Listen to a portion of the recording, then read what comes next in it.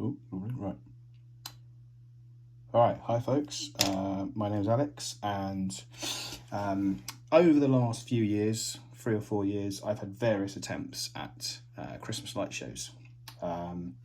Never been 100% happy with them, ups and downs. Learned a lot, definitely learned a lot, fouled a lot, and this year I'm going to go a bit nuts. I'm going to go a bit mad and try something that's probably, I don't know, just about achievable. And I thought I would just do a bit of a video blog of progress, how things happen, when things go wrong. So it's all going to be a bit rough and ready. I'm not going to dress this up at all. I'm just going to shoot things as they come out on my phone. The sound quality is probably terrible, but hey, let's get going. Yeah, I've done loads of cool stuff over the years. I like making my own stuff for the Christmas lights. So I've made custom H-bridge drivers. I've made custom sort of lights with WS11 LEDs in them. Like 3D printing a lot of stuff, custom circuit boards, all sorts of stuff I've done. In fact, let's come to that in a minute. So anyway, this year, I'm going to show you some of the stuff I've done as well in a minute, but this year I am planning to do a mega tree. So I've kind of set myself up for it because I've already ordered the pixels. So I've got 2000 NeoPixel WS 2811s coming, 40 strings of 50 each, and that is about as far as I've got. This is my vague plan. So I'm going to start with control software or design software, whatever we're going to call this, the sequencing software. I've had a look at Vixen 3 and it seems to do everything I want. Some kind people on Reddit have suggested using X lights, which I'm going to look into. So one of these two controllers. I'm going to use a Falcon player for actually playing the show. This is a dotted line. I know with Vixen 3, I've read with Vixen 3, that's sort of copying an image onto the SD card over here. And for this, I just plan to use a Raspberry Pi.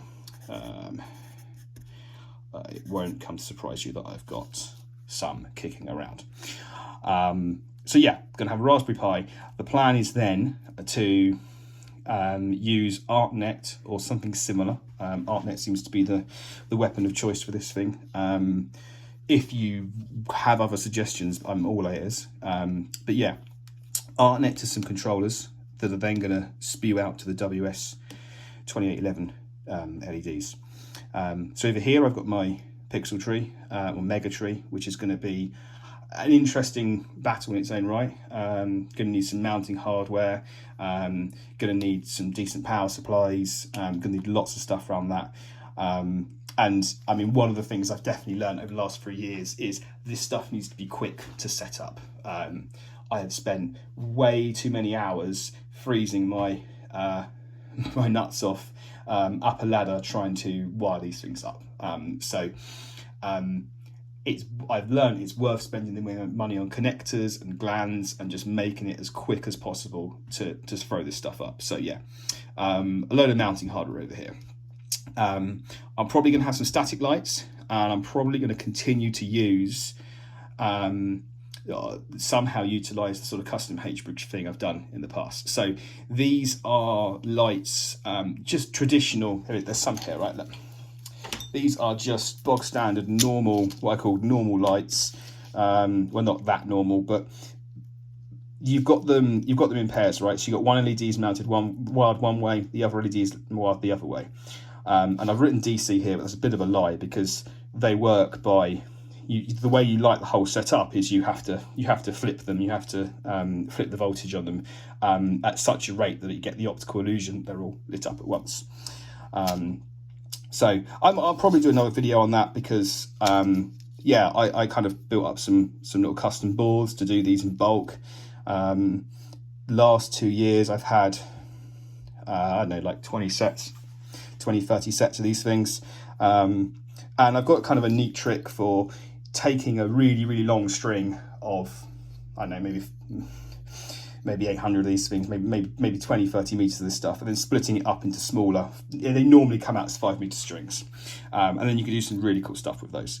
So yeah, I'm going to try and do some more of those. I'm going to try and get something that does ArtNet-y to that, which is probably something I'm going to make. And that's not that far up my priorities. That's probably my last thing I'm going to do. These things here, the glowing balls, these are something I've made in the past and I'm going to kind of reuse in some way, shape or form. So they look like this, they come out. This has got a bit dirty now because it's been kicked around the grass a few too many times, and the glue's gone a funny colour. But basically they hang from a tree, and they look like glowing baubles. Well, they are glowing baubles, and they can do any colour, and I quite like them. And I spent many hours printing them, getting the nice finish on them, getting them to where I wanted them to be. This glue was originally clear. I'm a bit gutted it's stained over the years and tarnished because it was sold as clear epoxy. So I'm gonna reuse this because I guess what I haven't said is we had this wonderful tree in the front garden, which was great for hanging all the lights off and doing some really nice things with. And it died, so it had to come down. It was rotten through and it was going to fall on someone. So I have no tree anymore, which is kind of what's opened up doing the mega tree. So I'm going to turn these into sort of glowing balls on sticks. I'm going to get a bit of sort of plastic pipe and have these as sort of, as you see them in the picture there. And we might chain some things across them and have them as like a little picket fence or something like that. They're all WS2811, so they kind of solve the problem. So so aside from lots of power supplies, lots of outdoor enclosures and all the other sort of stuff, that leads me down to this problem. I need something that's going to take ArtNet or maybe PixelNet or whatever protocol I'm going to talk out from here, and convert it into something these things understand. Now, timing constraints on these are pretty tight depending on where you read on the internet. Some people have come up with some really neat tricks. Yada yada yada. There's loads of stuff.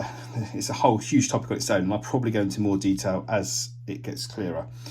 My plan over here is to use either the Raspberry Pi Picos or some ESP32s with Ethernet on them.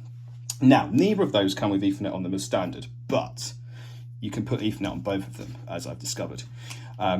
So that's the first big project. I've kind of prioritized this in stuff I want to do the most difficult thing first. So things that are difficult and need to be done first are either they're really hard technically or they're really hard logistically and I've got to get the parts. I'm in the UK and getting stuff from China is slow. Most of this stuff comes from China, or at least from the sources I can use. So by kind of the start of November, it's game over for getting anything from China at a reasonable price. I focused on, I've already ordered the NeoPixels. I've already ordered some other bits and pieces as well that I know are going to be hard to get hold of. So that's kind of my first priority, and then my second priority is anything that's technically difficult. So like I know modifying these, that's going to be easy, right? I've got to buy some plastic pipe and some glue, and kind of not worried, not stressing about that. Again, this I've kind of got a solution already. It might require a late night writing some horrible, DMX driver or something, but I've got a solution and I can crack out what I had last year if all else fails. So I haven't got a solution yet for this. There are off-the-shelf solutions. I personally think they're quite expensive for the DIY, for somebody like myself, and I enjoy the challenge of actually making these things myself. So yes, I can buy it in. I don't have an endless budget, and I quite enjoy the challenge, so I'm going to make it. I'm sure some people will kind of go, "You're mad," but that's me. I am a bit mad. So the thing over here, these are either going to be a Pi Pico or it'll be a Room 32. And I'm going to tag off those an Ethernet adapter, and then hopefully these things are like, They're £3 each, so what's that, like $5 or something? Again, these things are like $3 or $4, depending on where you want to get them from. So like this solution for me, like either one of these two is probably, you know, $20 all in with a carrier board and what have you. And each one, you know, one of these should be able to drive, I'm hoping it'll drive somewhere in the region of 500 pixels. 1,000 pixels would be amazing. But yeah, if I can get 500 pixels, I need 4 or 5 of them. At that price, that's quite reasonable. So yeah, that's going to be my first challenge. That's what I'm planning to do around there. I'm going to just kind of do some more of these as time goes on. I'm not going to edit them. I'm not going to do anything too fancy with them. It's going to be rough and ready. I've been inspired by some of my favourite YouTubers. Just get on and do it. I deeply love some YouTubers that do all the production, but I've not got time for all that. But hey, if people want to follow me and they want to see this journey, then this is the format it's going to be in.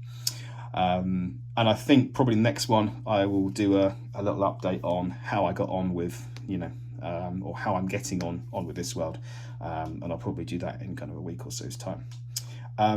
Yeah, I'm open to, if you want to put comments in this. I'm probably going to put this, I'm going to say that actually. Yeah, whatever platform I've put this up on, I haven't quite decided yet. It may be more than one platform. Yeah, feel free to comment. I'd love to hear what people have got to say. And yeah, like, dislike, whatever. Hopefully people find it interesting. And yeah, cool. I will see you on the next one.